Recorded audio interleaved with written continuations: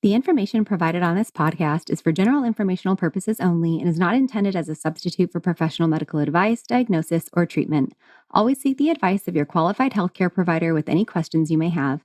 Never disregard professional medical advice or delay in seeking it because of something you have heard on this podcast. Reliance on any information provided here is solely at your own risk.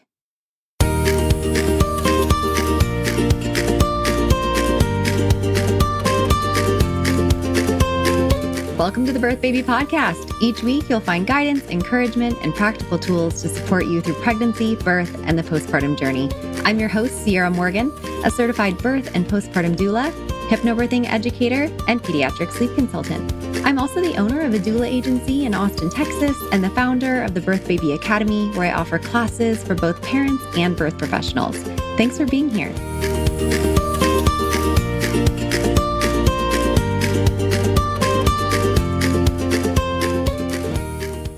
Hello, everyone. Back for another episode of the Birth Baby Podcast. And I'm so excited because I have Jayne Havens here with me today. She is the founder of the Center for Pediatric Sleep Management. She trains, mentors, and certifies pediatric sleep consultants, and they build meaningful and profitable businesses, which is very exciting because if you're listening to this and looking about how to expand your offerings, there you go. So we're going to chat a little bit today about sleep consulting because she also runs an actual sleep consulting practice. So she's not just teaching people to do the work, she does the work herself.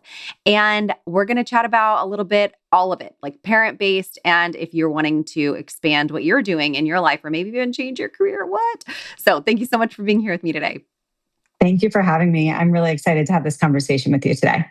Yeah, we chatted quite a while ago. I don't know, it might have been a couple of years ago now on the podcast about like kind of some myth busting for sleep consulting or like sleep training, because a lot of people have this kind of negative connotation, I think, behind sleep training. So if you haven't listened to that episode, go back and listen.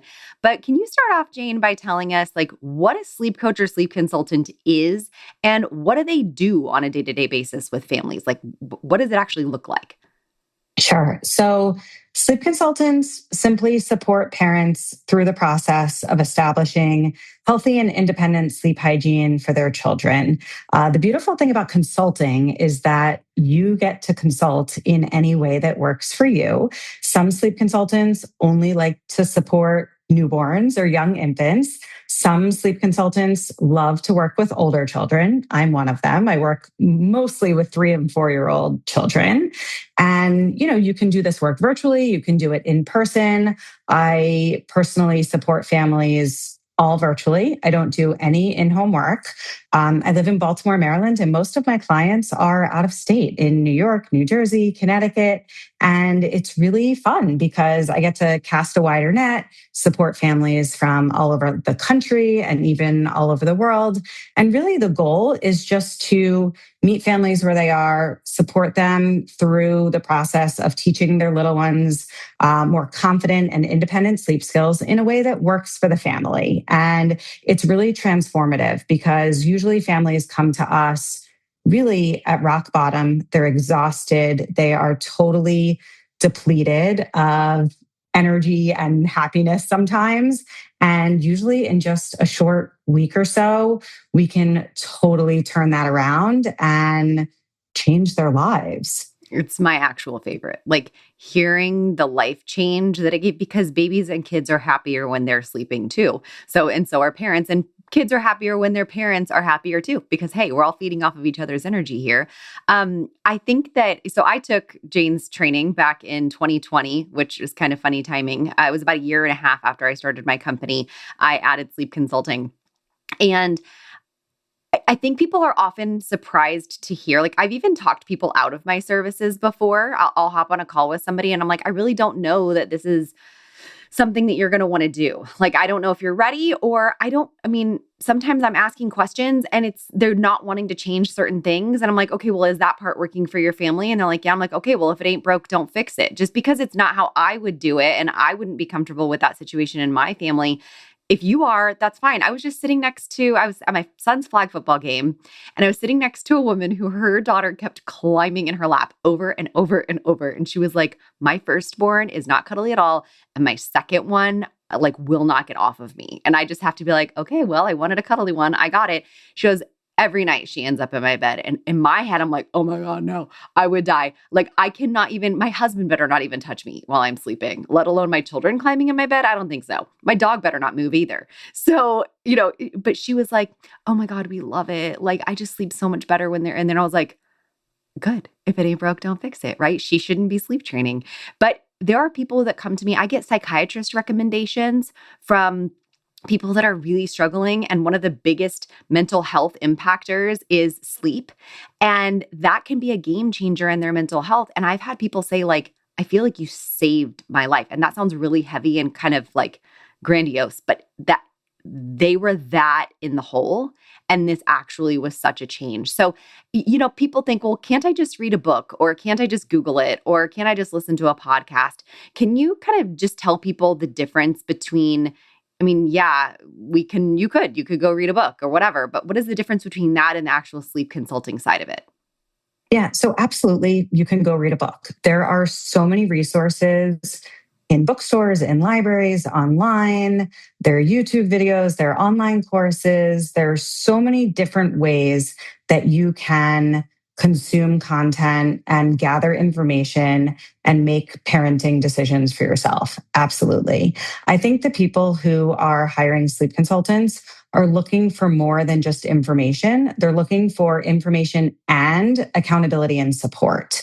I also think that with this overwhelming amount of information that exists on the internet and just like in various different places now, sometimes it just feels too hard to figure out which information they should be following, right? Like there's just so 100%. much information, there's so much noise.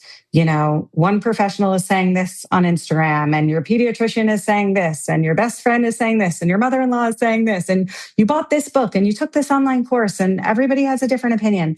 And sometimes it just feels best or easiest to work with somebody one-on-one and talk with them about your unique set of circumstances and have them ask a bunch of questions and really try to get an understanding of your baby or your child's temperament, your parenting style, what's currently going on with sleep, and really come up with a plan that's tailored for you and, support you through the process. I think, so many parents say to me, like, I tried taking this course and it didn't work, or I tried implementing this method and it didn't work.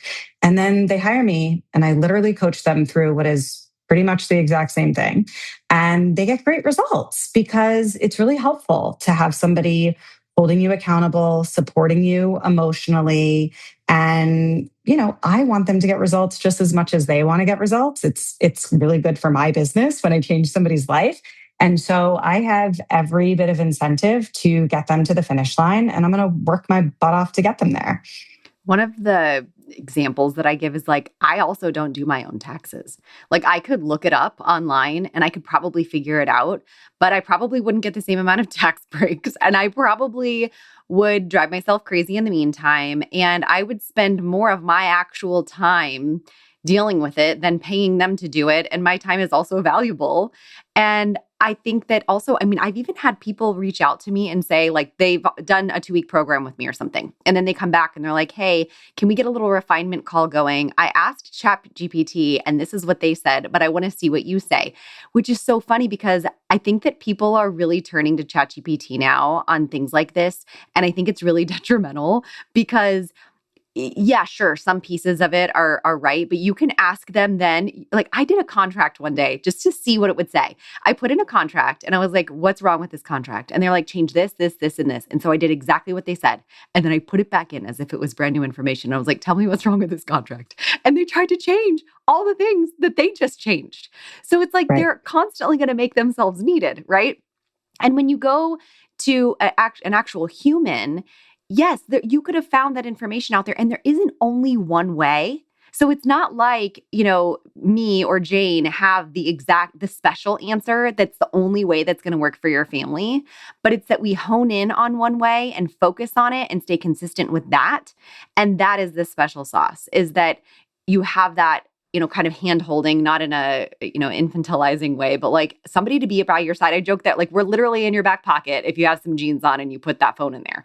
So I think that that is the biggest difference, is having the person to talk to, and GPT is just not going to do it. So what are also, I think that there's a lot of stigma surrounding sleep consulting. What are some of the common like misconceptions that you hear about sleep consulting? So the number one thing that people say all the time is, "Oh, am I just going to have to cry it out?" Right? Like I literally hear that every single day. Me too. And oh, what a loaded question, because, what are people really even asking in that moment? What does that mean Are to they them? what does that even mean? Are they asking, is my baby going to cry?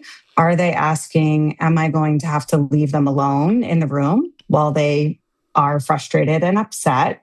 The beautiful thing again about having coaching and support is that you really get to have deeper conversations about what all of this means. I just started working with a family that has a 14-month-old baby, and they've tried sleep training on their own and they haven't been successful.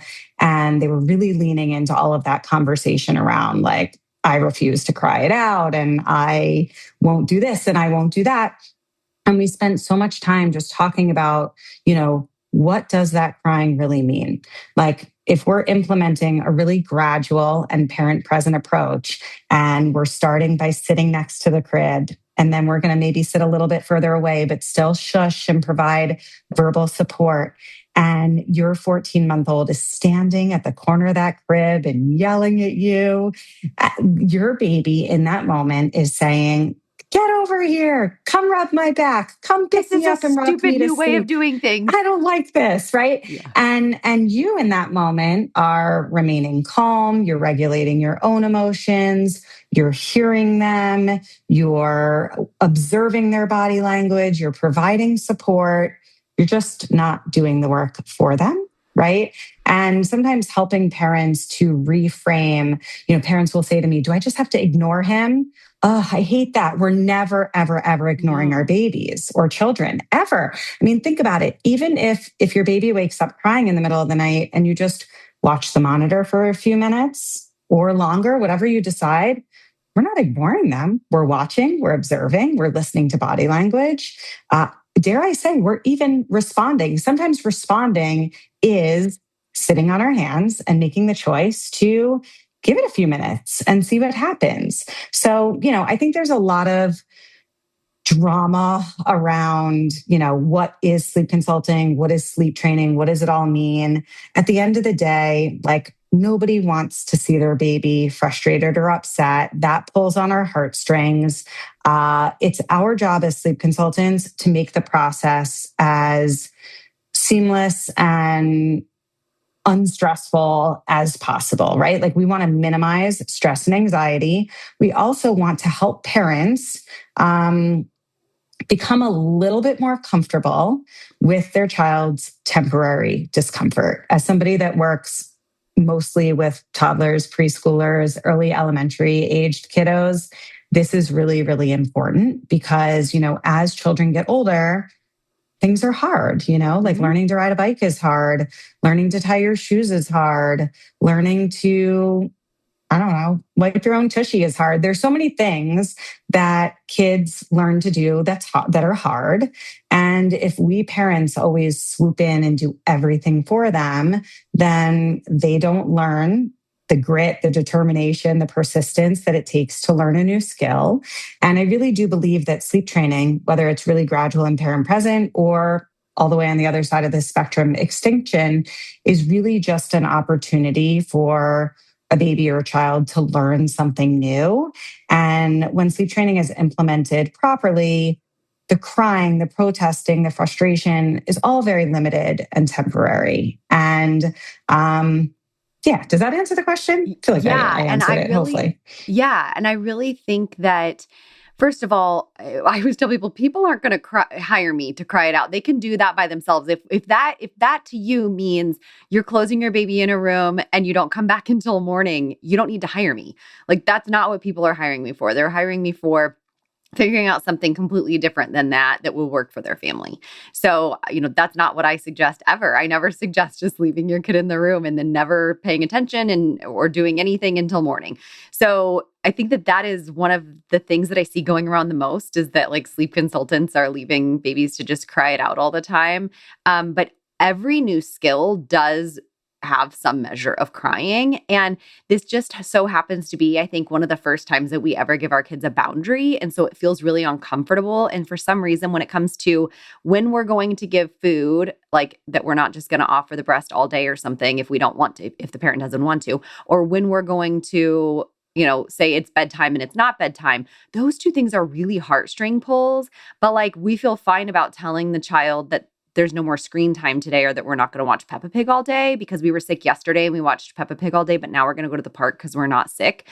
I don't care if your kid cries for 5 hours, you're never turning Peppa Pig back on. Like even more so now, you're probably like, we're never having Peppa Pig again. So same with Totally. like if they're crawling around on the floor and your 7-month-old picks up a butter knife that somehow dropped on the floor from dinner last night, the likelihood of you giving that butter knife back after they're crying and throwing a fit that they want it back, zero. It's zero chance that you're giving that butter knife back because you're like, that's not safe. That's not a healthy boundary.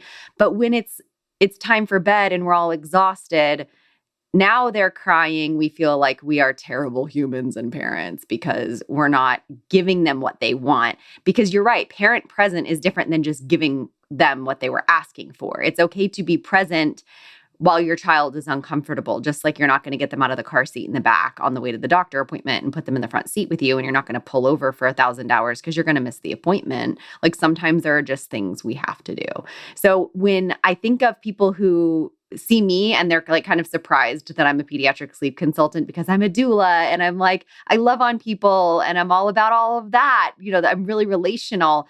They're like, you're a sleep consultant? So I'm kind of curious, what type of people do you see that are coming to train with you? Like what previous businesses have they worked in or careers have they come from or whatever? So I think it's actually a really diverse community, believe it or not. A lot of people come to train with us because they had a really transformative experience with sleep training themselves. Maybe they were the type of person that thought, I'm never going to sleep train my baby ever, ever, ever. And then decided they needed to make a change. The way that they were parenting was no longer sustainable for them. And so they made a change, whether it was with the support of a sleep consultant or not, and had such a transformative experience that now they want to help others.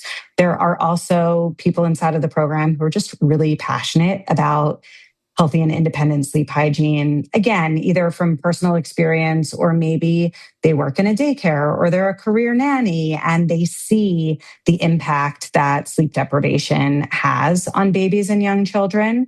Birth and postpartum doulas are also pretty regularly enrolling in Center for Pediatric Sleep Management. And I would say that the work of a doula is actually very similar to the work of a sleep consultant. There are a lot We're of sleep parallels. doulas. We are sleep doulas. And at its core, we're really doing two things. We're providing information and support. And I think that's what you all do as doulas, right? It's the same exact thing.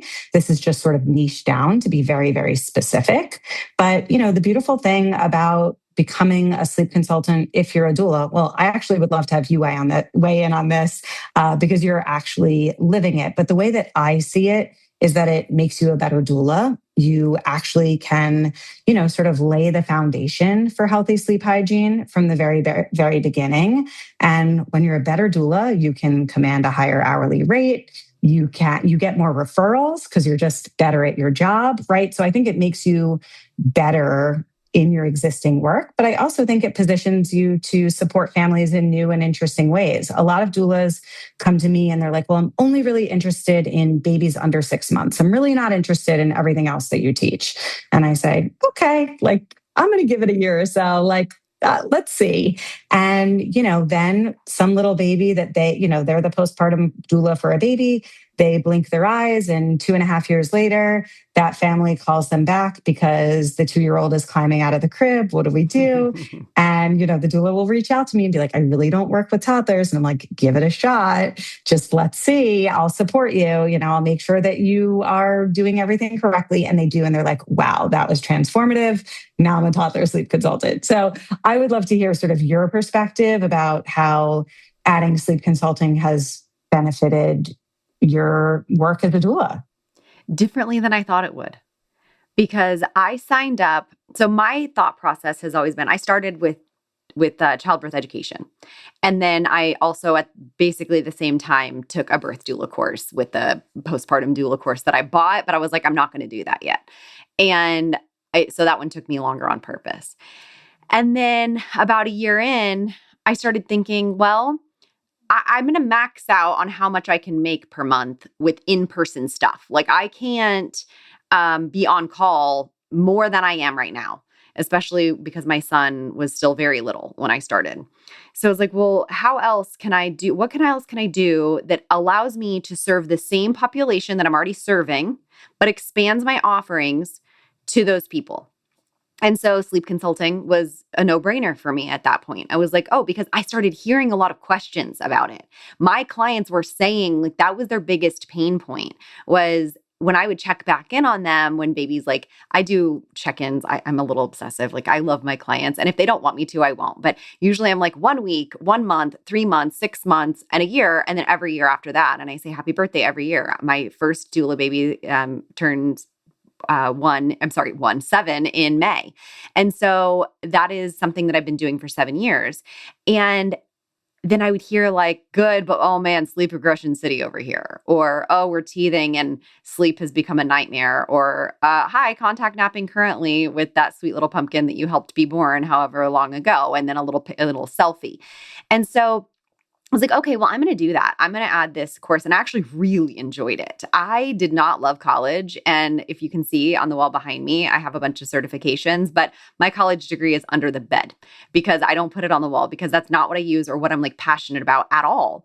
And for me, that was something I was really excited to learn about. And I was thinking, gosh, how much could I have benefited from this when my son was little, like even littler, because he was still fairly little. But gosh, if I had had some of these things to like start my life off with, my life would probably be easier right now because at that point, I still had a kid who was waking up in the middle of the night and fighting me for bedtime. So it not only helped me, but it also allowed me to help some of my friends. And it also allowed me to expand. Sometimes it's not even that I'm selling them sleep consulting. It's that, and by the way, I almost never sell it. It always comes to me because that's just how I choose to do it. It's like a little add-on that's nice.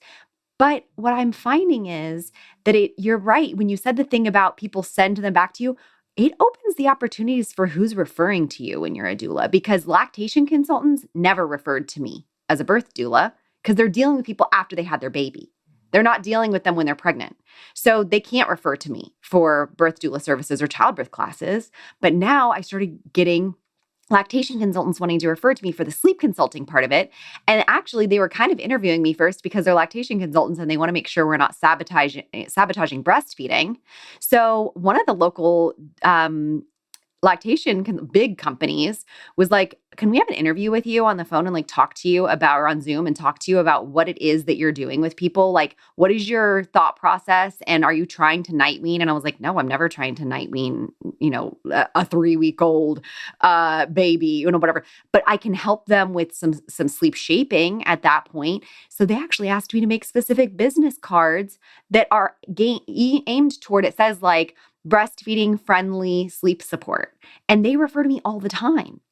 So Love I that. had no That's idea amazing. how much it would expand the ability for me to be referred to. And sometimes it's not even that I don't make more money on some of these clients.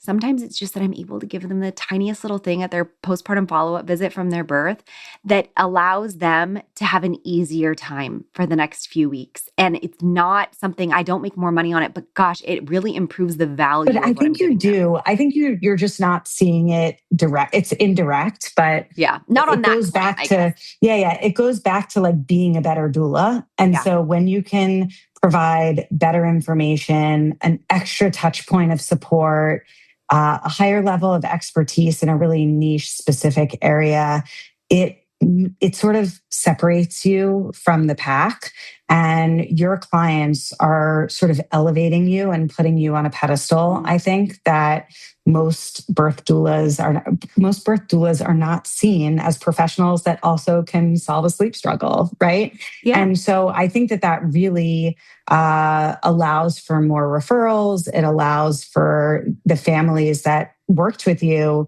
to spread your name far and wide It pretty does. easily. And so it might be indirect, but I do think that overall it's definitely positioning you to earn more money in your business, even if it's just in the moment, you're just giving a quick piece of advice. Mm-hmm. And I'll say too, if there are any agency owners listening, even if you don't want to yourself do sleep consulting, like direct client-based care, as an agency owner, I have postpartum doulas on my team, even though I'm not an active postpartum doula. I don't generally do that work. They will have a client that they're in home with that is struggling with something, and I can help them troubleshoot. And then that doula is able to go and help that family with something. And again, we didn't make more money on that client, but we have a happier client who at the end is going to feel like, because Allison Coleman, I always love, she says that we're the scaffolding, postpartum doulas are the scaffolding, and we want to be able to take ourselves away. We don't want them to rely on us forever. And so when our contract's up, we don't want them begging to extend with us because they can't do it on their own yet. We want them to feel like, I've got this. And when we're able to give those tiny little pieces and help them establish a better sleep for their baby while we're with them in that postpartum period, then they feel better when we leave. I also think that it is great that one of the things that I have is a newborn sleep class, like a newborn sleep shaping class, and I pre-recorded it, and it's an offering I give to people even when they're pregnant. It's one of the things they can choose. I And do that too. yeah. And you know what? When they're doing that, a lot of those people don't ever have to come back to me and ask for sleep Correct. consulting help. They're not my clients later because they started off on a foot where they weren't having those, like, there's positive sleep associations and negative ones, and they're doing all the positive ones. And then they're like starting off on the right foot and they don't need sleep consulting later. But my doulas, I also am giving them the opportunity to watch that newborn sleep shaping class so that as postpartum doulas, they're going in and they're being able to implement some of these things. And even though they're not sleep consultants, they have like a base knowledge to at least do their job better. Yeah, Bam, mic 100%. drop. It's all good stuff. And at the end of the day, I think you and I are very much aligned in that we just want families to be thriving, right? Yeah. We want families to enjoy the early season of parenthood. One of the best compliments that I ever get from my families is when parents say to me that I've helped them to enjoy their maternity leave, or I've helped them to like their baby. Literally, moms say that to me, like, I didn't really like my baby until you And helped people me. think that that's like crazy. Like, somebody that's never felt like that, I was like, there's no way people are saying that. No, they do. They No. say it. Yeah, I've heard it several times. Yeah, I felt Yeah. it. Actually, I felt it with my own daughter, not because of sleep, but just because she was so uncomfortable. She had a milk soy protein intolerance, and she literally cried every waking moment until we got it figured out. And I had a really hard time bonding with her because Yeah. she was just so miserable. And so when we finally got that sorted out, I could be like, "Oh, I liked my kid. Like, she's really great." But it was hard to before that. Yeah. So even though it's not always about sleep, it's really beneficial to have the knowledge, have the tools, have the skills to really position parents to thrive so that they can enjoy their children. Yeah. So somebody's listening to this and they're like, okay, but like, I don't have time for like a whole college degree. What does it take to become a sleep consultant? What does that process look like? So our program is all online. It's completely self-paced. It's a combination of reading and video content. You can sort of work through it as quickly or as slowly as you want. I've had people plow through it in, I think, about a week, which is the fastest. And then I've had people who enrolled 5 years ago and never finished, right? So like you literally can do what you want with it. People have told me that it binges like a good Netflix series, which is the That's kind greatest of how I felt. compliment. I really, really love hearing that. And you have lifetime access to the curriculum, our student community, any continuing education we provide. I really do try to show up for my community on about a monthly cadence and provide some sort of continuing education. Sometimes it's business related, sometimes it's sleep related, sometimes it's mental health related, and really keep my students and grads engaged. And you go through the course, you complete a couple of quick assignments, and that's it. The final is really just you'll have the opportunity to write written sleep plans based on case studies. The two little children in the final assignment, one is a 6-month-old breastfed baby boy, and the other is a 2.5-year-old little girl who's still in a crib. So the whole purpose of that is when you finish the course, you'll have the bones or the scaffolding of an infant sleep plan and a toddler sleep plan. And you can use those as sort of like a template moving forward.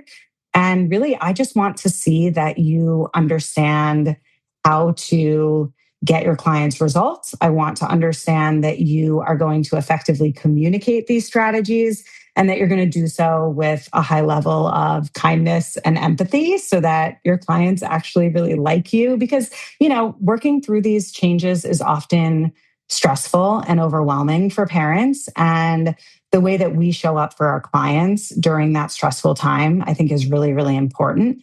And so my goal is to have the most highly educated, competent, kindest, most empathetic sleep consultants on the market saying that they were trained through CPSM. That's my goal. Yeah, I'm going to brag on your program for a second because there are a lot of programs out there. And that was one of the things that I struggled with. And one of the things that some people reach out to me saying, like, how did you choose? And there are a few things. One of them is now that I've taken it, I can go back and say, as somebody who's taken it, it's not that there's a one size fits all approach and that there's one thing that you recommend that we do with every person. And this is magic and this works. It's not that. It's that there are different, like you even tell us, like, if somebody is a little bit more nervous and they don't want to go, balls to the wall right away. Those are her exact words. Just kidding. They're not. But I'm like, if did I you're say not, that? I feel like maybe I no, would say that. maybe you would. But if they don't want to go hardcore right away and they need a little bit more of a gradual approach, here's what you could do. They could do this one or this one. Here are 3 toddler games or whatever that you can play. There's different options for different families, and it's not a one size fits all approach. I really appreciate that because we have nobody's the same. No one family is going to be the same. I love that we're required to do the end sleep plans because you're right, it does give you a template. And what I did after that was I went and I, changed in Word and I made like one that says he, one that says she all throughout it. And then I can just replace the names, and it's not, you didn't give us the sleep plan. We make the sleep plan. So it's authentic to our voice. And I think that's really important. It also comes with like that sleep chart that really helps us be able to help people in the future. And then the online forum that we all have to bounce ideas off of each other when we have hard clients or hard situations or a baby that's just not fitting the mold the way that a lot of them do or whatever, and we support each other. I think that is so invaluable. And the fact that you continue to put new stuff out and we don't get charged for being able to watch this new thing. And some of it's medical. Some of it's having like an ENT come in or whatever and talk about, sometimes it's not just like sleep training. Sometimes there's something else going on. Here's how to figure out if that might be what it is, when to refer out. So it's not just like so basic. It's so much more in depth. And for someone like me who is type A and wants to know all the angles, that's what I needed. And yes, it might be a little bit more expensive than another program, but it has such a long-term benefit of continuing to provide value without additional cost. And it's not like you have to recertify. And when I created my birth doula training program, I wanted to do the same thing. I was like, I don't want somebody to have to continue to pay for things that I come up with. That's going to be included. I want them to have lifetime access. I want them to have an online thing where we can troubleshoot, because what you've created really is helping people have this work be sustainable for them. Yeah, I mean, I feel strongly that it's my responsibility to make sure that people who train through my program are the best of the best. And that means that I can't require you to continue to pay for more because it's my responsibility that you're great. And so I need to give that to you. And then it's your responsibility to actually consume the content, but it's free and it's accessible to you. And, we're all still learning. We're all this, every single day. I've been supporting families for 13 years. And every single day I come up against something that I'm like, oh, I've never seen that before, And things evolve and the research evolves and all of it. Yeah. So it's my responsibility. I take it very seriously. And I really want my students to feel supported. And I want them to feel that they are getting the best education. And yes, it's an investment, but I will also say that I am fairly confident that Center for Pediatric Sleep Management is priced below what I would consider to be my closest competitors. And so I do think that my students are getting the best education for the best value. Also, if you do this, it's kind of like your own little business, right? Like they're not working for somebody. And even if you are, it's still something that you can write off on your taxes. Yes, I think people don't think of that. So if you're a doula and you're continuing your education, you should be writing off those trainings. And if you're not a doula and you're just starting your own sleep consulting business, the training is a write-off for your business, which is really great. We all need, especially in a consulting business where we don't have a lot of overhead, good write-offs are hard to come by. And I think this is a good one. Yeah, it reduces your tax burden. So can you tell people if they would like to learn more from you, either in sleep training or in becoming a sleep consultant, how they can find you? Yeah. So if you're a tired mom and struggling with sleep, I won't even promote myself. I think reach out to Ciara. Reach out to Ciara. She's fantastic. She can help you. If you are interested in learning how to become a sleep consultant, I would say the best ways to get in touch with me are to join the Becoming a Sleep Consultant Facebook group. I also have a podcast called Becoming a Sleep Consultant. It's a great way if you just binge a few episodes. I think you'll get a sense for my coaching style and the way that I support the students inside of my community. And our website is thecpsm.com. And if you look in the show notes, there will be a temporary, it's not going to last forever, but there's going to be a big discount. So if you're listening to this in the first few weeks of this coming out, go check out the show notes, scroll down to where her website is, and there's going to be a code in there that you can get. I'm just saying a big discount. I'm not even going to tell you what it is. Go look at it. All right. Sounds good. I approve. Thank you so much for being here today, Jayne. Thanks for listening. If you enjoyed today's episode, please take a moment to follow, rate, and review the podcast. It helps us reach more families who can benefit from this resource. For more resources, classes, and services, head to empoweredbeginningsatx.com or check out the Birth Baby Academy at birthbabyacademy.com. Until next time, wishing you confidence and calm on your journey through birth and beyond.